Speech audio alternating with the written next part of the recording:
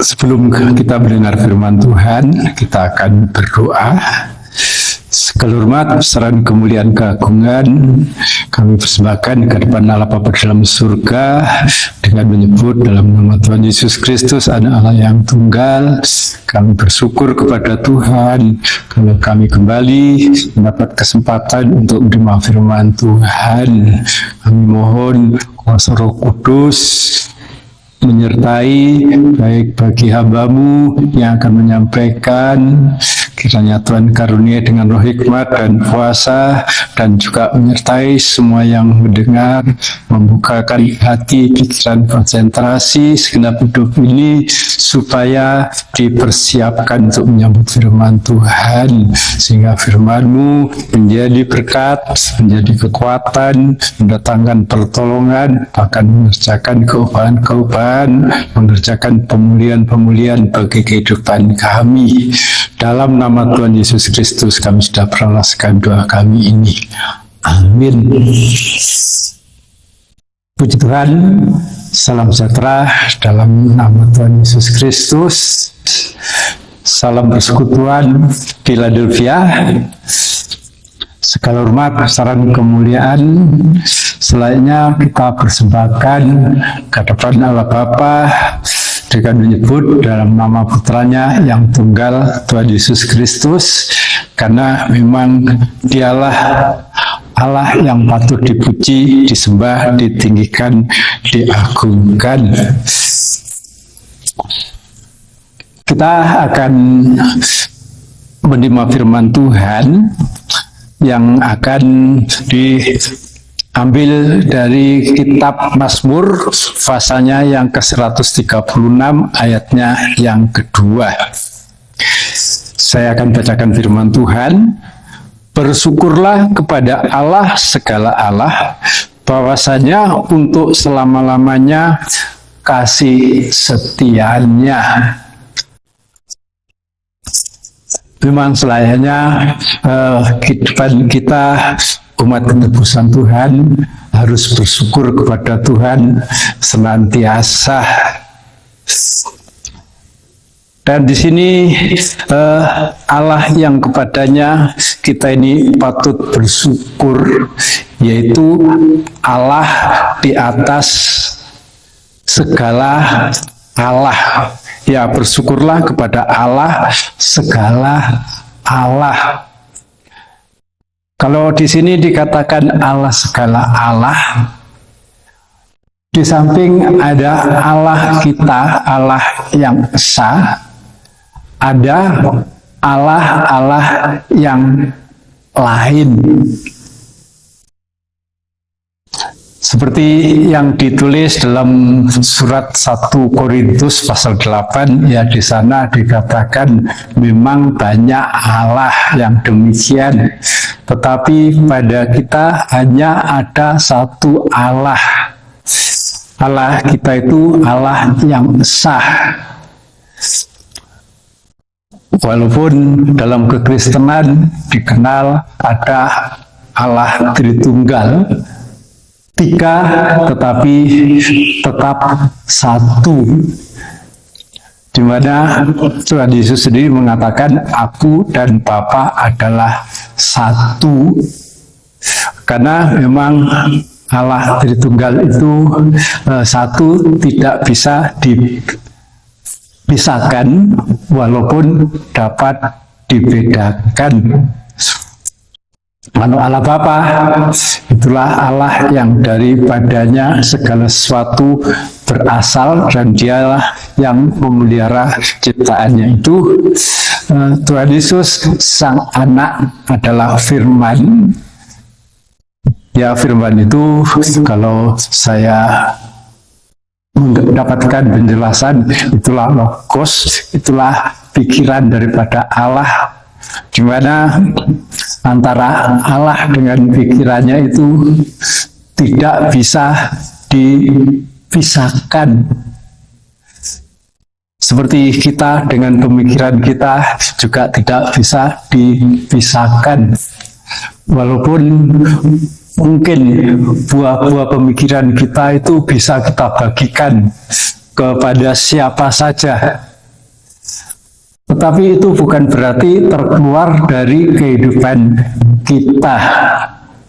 Nah, demikian juga Roh Kudus itu merupakan prinsip hidup daripada Allah sendiri, ya, yang tidak bisa dipisahkan.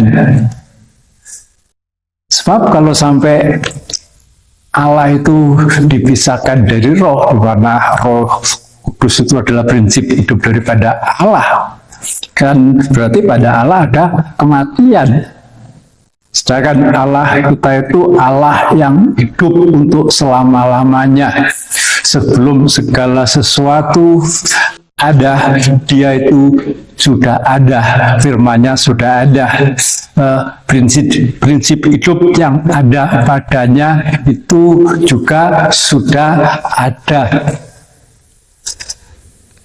Sehingga biarpun dalam kekristenan kita yang seringkali diistilahkan Trinitarian, ya, karena kita mempercayai Trinitas, tetapi Allah kita itu tetap satu, Allah kita itu tetap esa.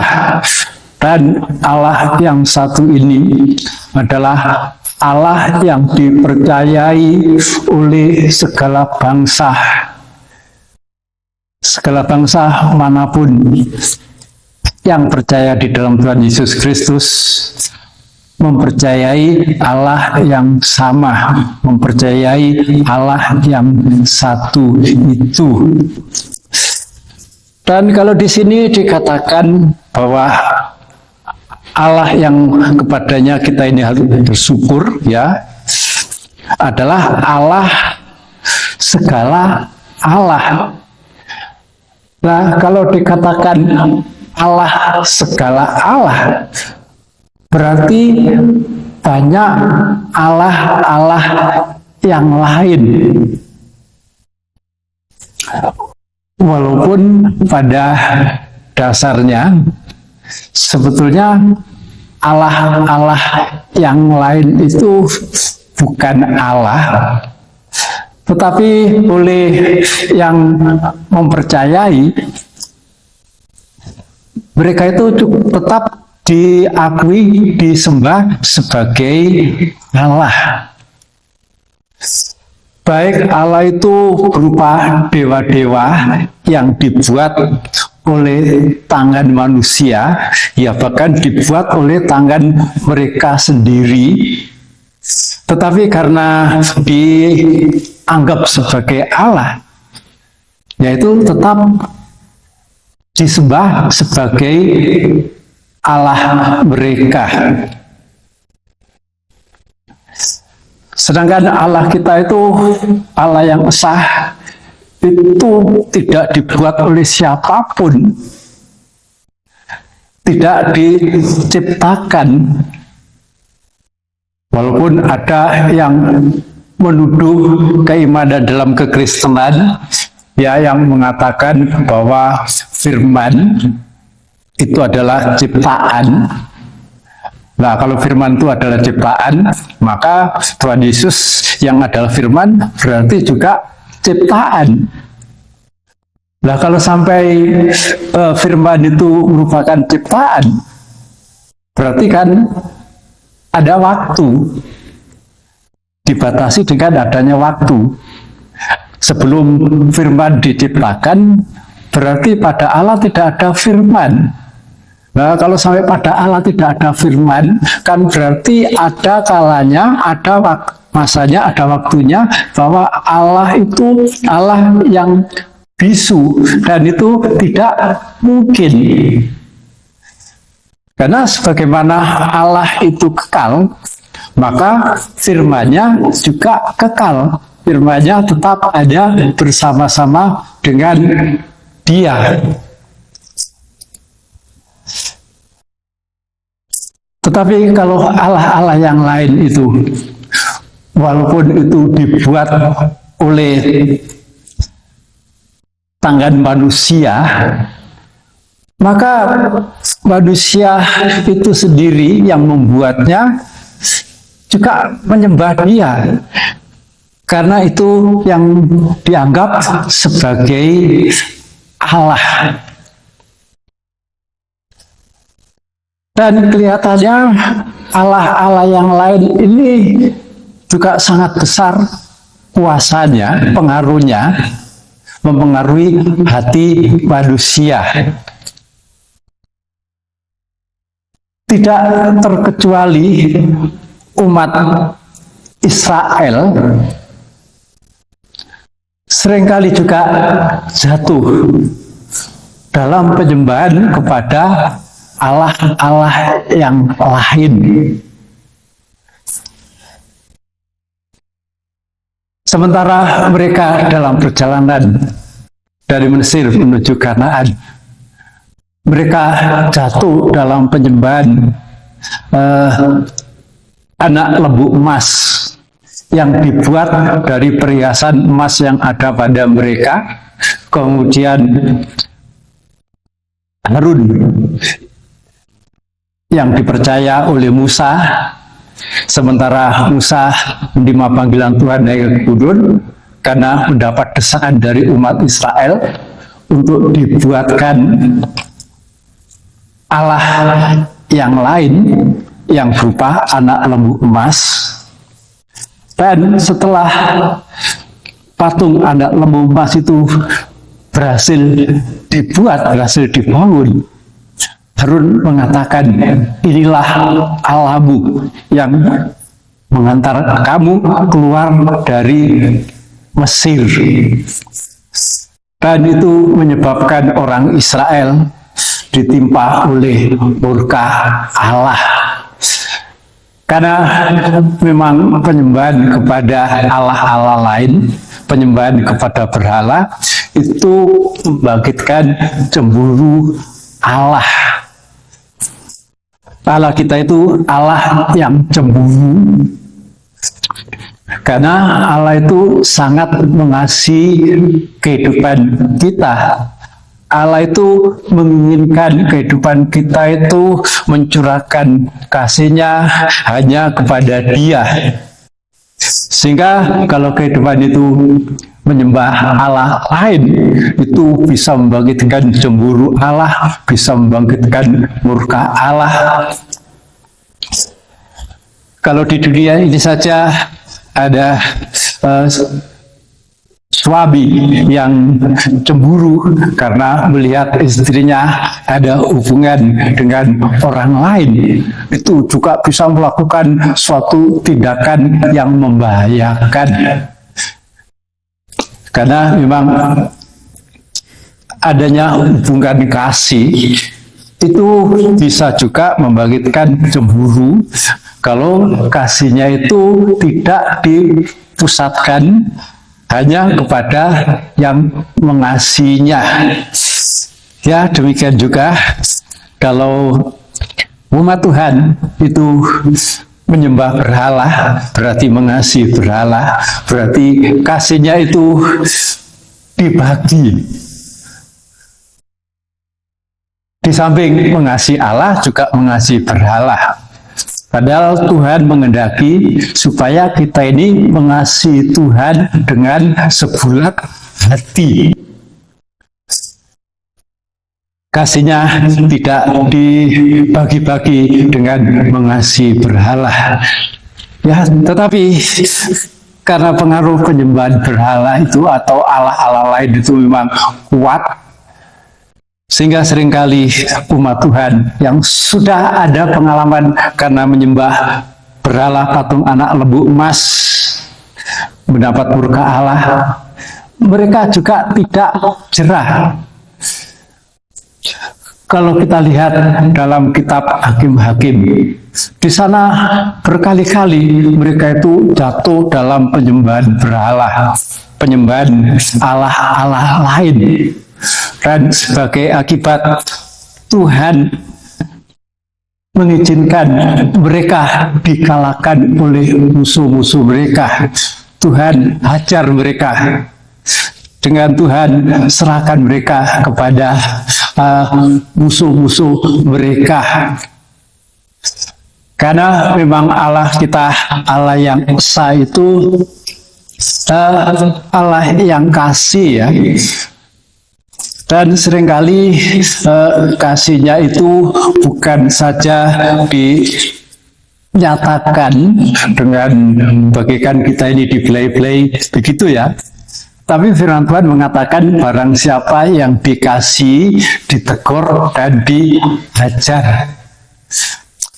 Kalau kehidupan yang dikasih oleh Tuhan itu kasihnya dibagi dengan Allah yang lain, itu Tuhan bisa menegur, bisa mengajar, dengan Tuhan izinkan umatnya itu dikalahkan oleh musuh-musuhnya.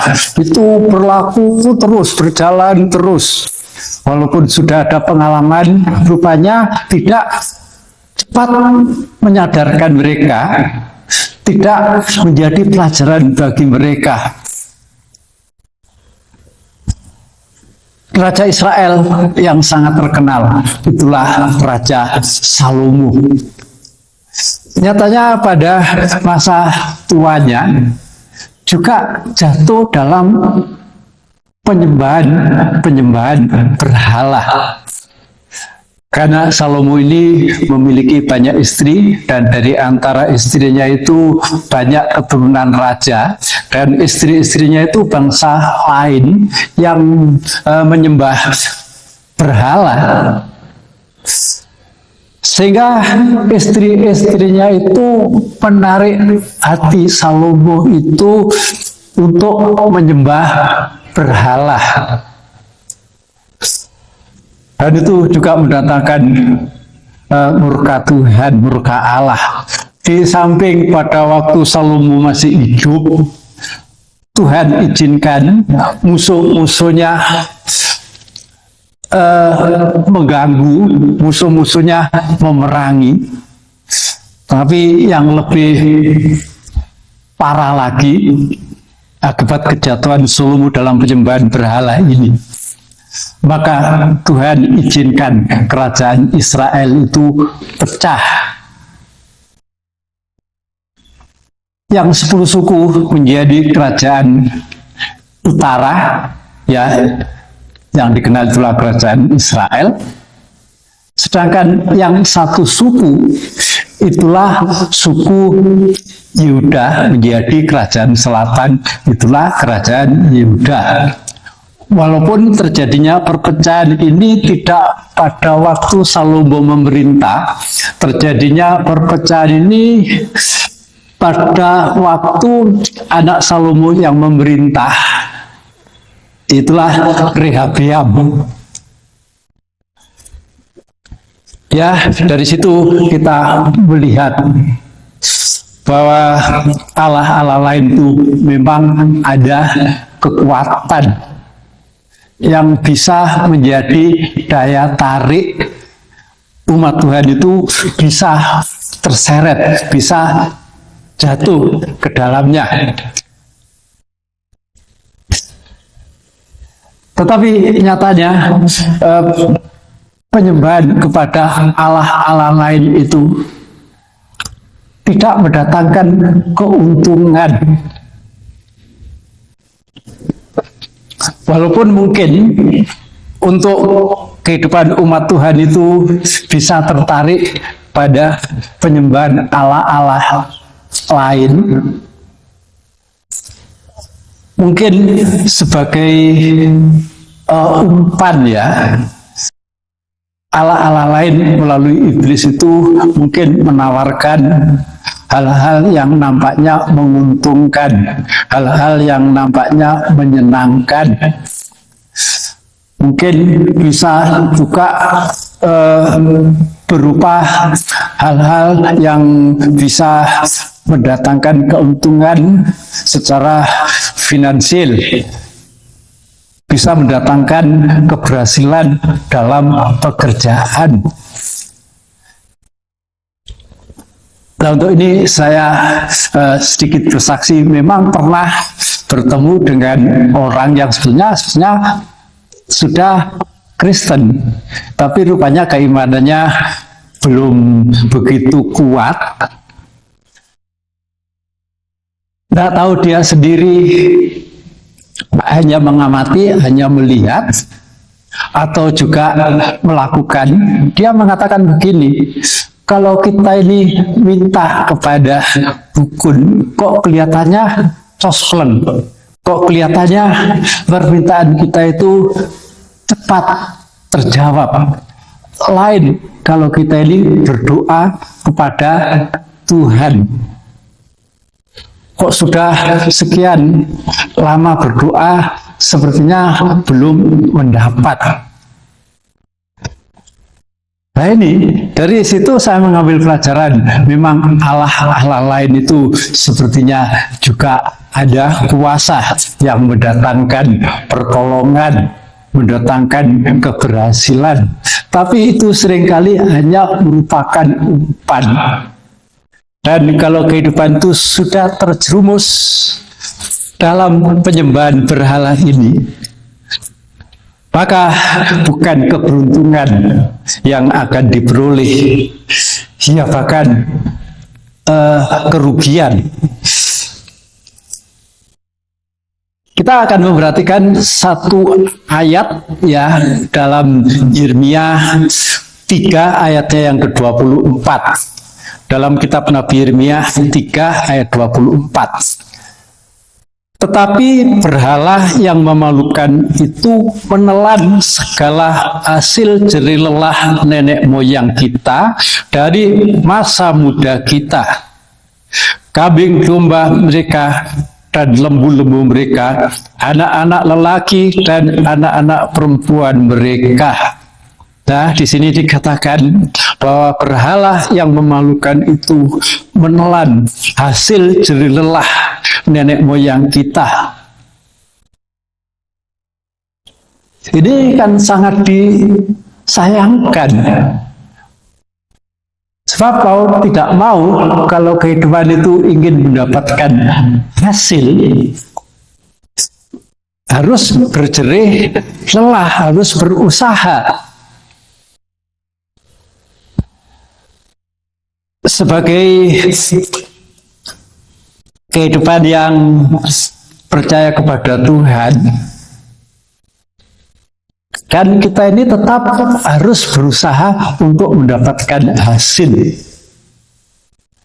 Tetapi akan sangat disesalkan kalau hasil yang diperoleh dengan jerih lelah itu kemudian ditelan habis oleh berhala-berhala yang memalukan. Dari ayat ini memberikan pelajaran bagi kita. Kalau toh Allah-Allah lain itu mungkin sedikit waktu memang kelihatannya bisa mendatangkan keberuntungan, bisa mendatangkan keberhasilan, tetapi itu hanya merupakan umpan untuk menjerat. Dan kalau kehidupan itu sudah terjerat, jatuh di dalamnya, maka keberhasilan itu akan dihabiskan, akan ditelan, tidak tahu dengan cara yang bagaimanapun. Ya, sebabnya melalui firman Tuhan ini, biarlah kasih kita arahkan, kita fokuskan hanya kepada Tuhan Allah kita yang esa, Allah yang satu-satunya. Kalau di sini dikatakan bahwa Allah yang kepadanya kita harus bersyukur itu adalah Allah segala Allah, itu memang menunjukkan, membuktikan ada banyak Allah yang lain. Dan biasanya Allah yang lain ini sifatnya itu bukan universal, jadi sifatnya itu hanya berlaku lokal ya, di mana bangsa itu mempercayainya. Dan kalau kita perhatikan dalam Alkitab, memang di sana disebutkan diantaranya ada Allah Ya dikatakan ya dalam Alkitab, Allah kejijikan sesembahan. Ya, jadi Allah-Allah lain itu juga disembah. Ya, diantaranya ya yang di sini saya bisa sebutkan yang namanya ada Asitoret, ada Asera, ada Artemis. Artemis ini dewi kebesaran orang Efesus. Ada Baal, ada Kamos, ada Moloch, ada Milkom, ya. Tentunya Allah-Allah ini semua itulah Allah yang berupa berhala-berhala. Tetapi juga firman Tuhan mengakui adanya Allah yang lain. Itulah berupa Allah atau ilah yang bisa membutakan mata hati, mata rohani orang sehingga tidak bisa mempercayai bahwa Injil itu menampilkan pribadi Tuhan. Ya, dan firman Tuhan dalam surat 2 Korintus pasalnya yang keempat, surat 2 Korintus pasalnya yang keempat ayat 3 dan 4 di sana dikatakan, jika Injil yang kami beritakan masih tertutup juga, maka ia tertutup untuk mereka yang akan binasa. Ayat 4, yaitu orang-orang yang tidak percaya, yang pikirannya telah dibutakan oleh ilah zaman ini, sehingga mereka tidak melihat cahaya Injil tentang kemuliaan Kristus yang adalah gambaran Allah. Nah, di sini ada Allah lain, ada ilah yang membutakan pikiran, yang membutakan mata hati, sehingga tidak bisa mempercayai akan Injil yang menampilkan pribadi Tuhan. Pribadi Tuhan yang penuh kemuliaan, pribadi Tuhan yang sebagai gambaran daripada Allah sendiri. Dan orang yang pikirannya dibutakan oleh ilah zaman ini, orang yang tidak percaya, orang itu akan menuju pada kebinasaan. Dan kalau orang itu pikirannya sudah dibutakan oleh ilah zaman ini, kalau tidak mendapat kemurahan Tuhan, biarpun mereka juga membaca Injil, malah seringkali membaca Injil, membaca firman Tuhan hanya untuk mencari-cari kesalahan yang mereka anggap salah, yang mereka anggap lemah, ya. Kemudian itu diperalat untuk menyerang keimanan orang Kristen. Walaupun mendengar, walaupun membaca, tetapi kalau pikirannya sudah dibutakan oleh ilah zaman ini, ya tetap tidak bisa percaya, tetap tidak mau percaya. Dan firman Tuhan ini mengatakan orang yang pikirannya telah dibutakan oleh ilah zaman ini sehingga tertutup, tidak bisa mengerti, tidak bisa mempercayai, tidak bisa mengakui kebenarannya, maka orang itu adalah orang yang akan binasa. Ya tentunya ilah-ilah lain yang menutup mata hati, menutup mata rohani, menutup pikiran, itu bisa juga merupakan roh-roh yang memang bekerja dalam hati orang durhaka. Surat Efesus juga mengatakan begitu, bahwa roh-roh kegelapan itu bekerja dalam hati orang yang akan binasa, yang akan dimurkai. Sebabnya kita memang patut bersyukur kalau kita ini bisa mengenal Allah yang esa. Walaupun Allah yang esa ini ya seringkali disebutkan dengan nama-nama yang lain. Ya itu kan sesuai dengan bahasa dari suatu bangsa. Ya umpamanya kalau di orang Jawa mengistilahkan Gusti. Kalau dalam bahasa Inggris dikatakan God. Atau dengan bahasa lain, tentunya bahasa Ibrani, bahasa Girika, bahasa Yunani. Ya ada penyebutan yang berbeda-beda. Tetapi sebetulnya yang dimaksudkan tetap adalah Allah yang satu itu. Karena memang Allah yang satu itu Allah yang dipercayai, disembah oleh segala bangsa manapun yang ada di dunia ini. Ya, yang tentunya lain dengan Allah-Allah lain yang namanya berbeda-beda. Di satu tempat, suatu negara namanya berbeda, itu pribadinya berbeda.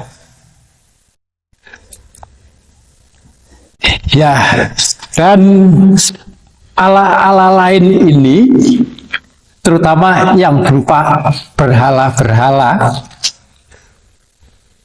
dalam kitab Mazmur 115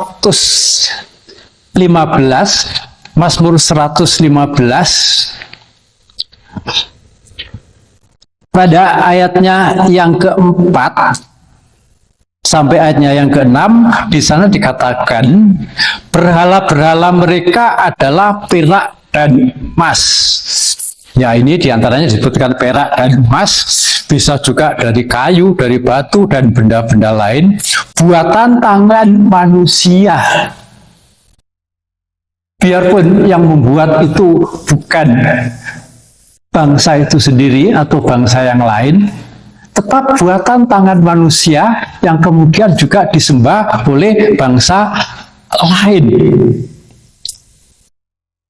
Mempunyai mulut tetapi tidak dapat berkata-kata, mempunyai mata tetapi tidak dapat melihat, mempunyai telinga tetapi tidak dapat mendengar, mempunyai hidung tetapi tidak dapat mencium, mempunyai tangan tetapi tidak dapat meraba, mempunyai kaki tetapi tidak dapat berjalan, dan tidak dapat memberi suara dengan kerongkongannya.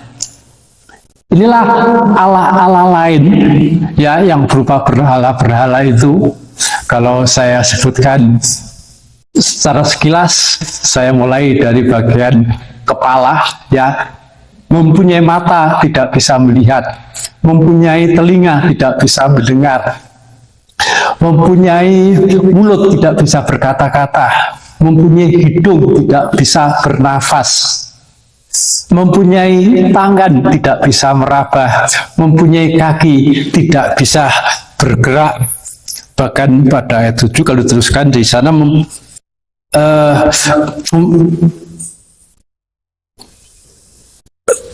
dan tidak dapat memberi suara dengan kerongkongannya atau dengan mulutnya. Inilah Allah-Allah lain yang berupa berhala-berhala itu. Dan ini sangat bertentangan dengan Allah kita. Walaupun Allah yang kita sembah itu adalah Allah yang tidak kelihatan. Tetapi dia itu dikatakan mempunyai mulut, dan dengan mulutnya itu mengeluarkan perkataan berupa firman. Firman yang penuh kuasa.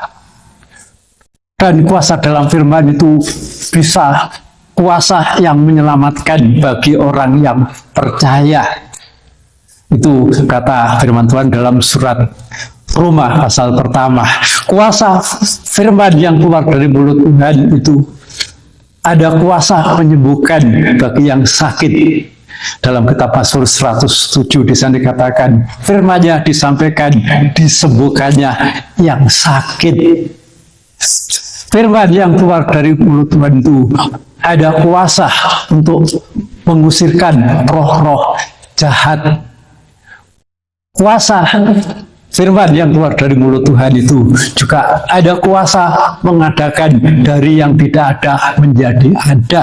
Itu sudah dibuktikan kalau Allah itu menciptakan langit bumi bersama isinya melalui firman yang keluar dari mulut Allah sendiri. Telinga Tuhan adalah telinga yang sangat tajam untuk mendengar seruan doa kita.